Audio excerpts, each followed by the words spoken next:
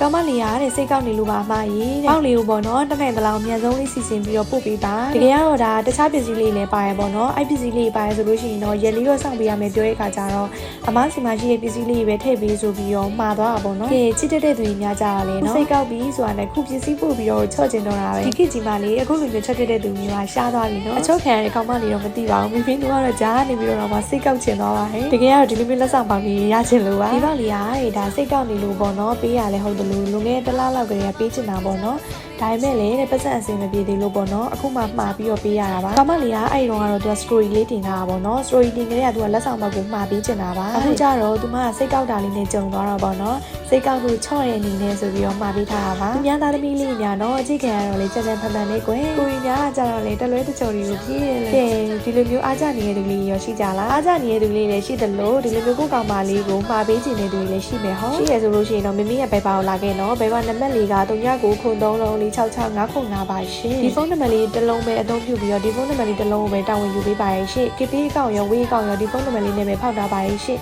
ကျေးဇူးပါမှာယူခဲ့တဲ့တယောက်ချင်းစီတိုင်းကိုလည်းကျေးဇူးများကြီးတင်ပါတယ်ရှင်